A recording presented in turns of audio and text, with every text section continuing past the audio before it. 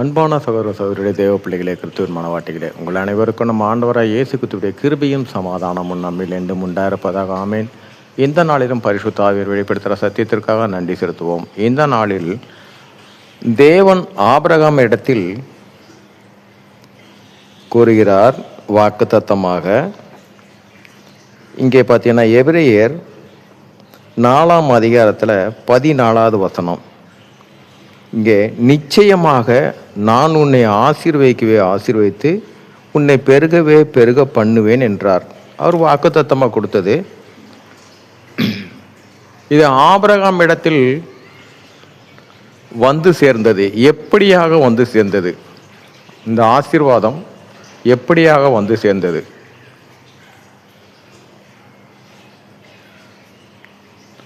நாம் எண்ணிக்கொள்கிற போல் ஆசீர்வாதம் பொன்னோ பொருளோ பணமோ உலகப்பூர்வமான வசதிகள் இதுவல்ல.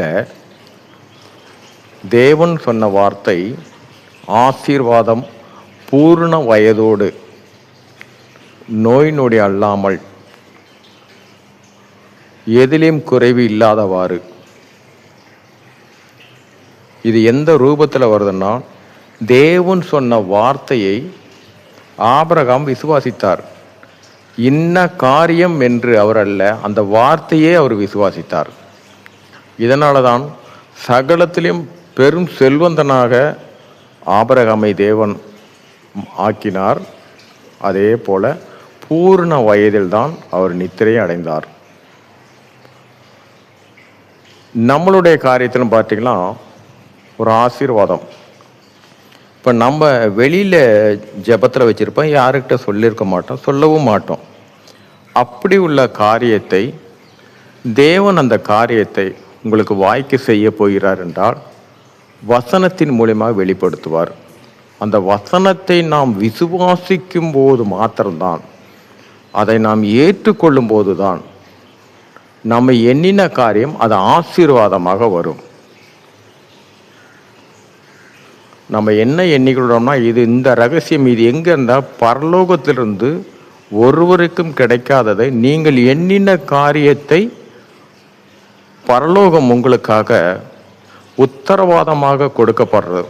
அந்த வார்த்தை, அந்த வசனம்தான் நமக்கு ஆசீர்வாதத்தை கொடுக்கும். எந்த காரியத்தில் நீங்கள் என்ன எண்ணினீர்களோ அதை ஆசீர்வாதமாக நீங்கள் பெற்றுக்கொள்ள வேண்டும் என்றால் அப்போ நம்மளுடைய காரியம் அந்த வசனம், கொடுக்கப்படுற வசனம், இந்த வார்த்தையை நாம் ஏற்றுக்கொள்ளும் போது, இந்த வசனம் அல்ல, எல்லா வார்த்தைகளும் எல்லா வசனமும் நமக்கு ஆசீர்வாதம்தான்.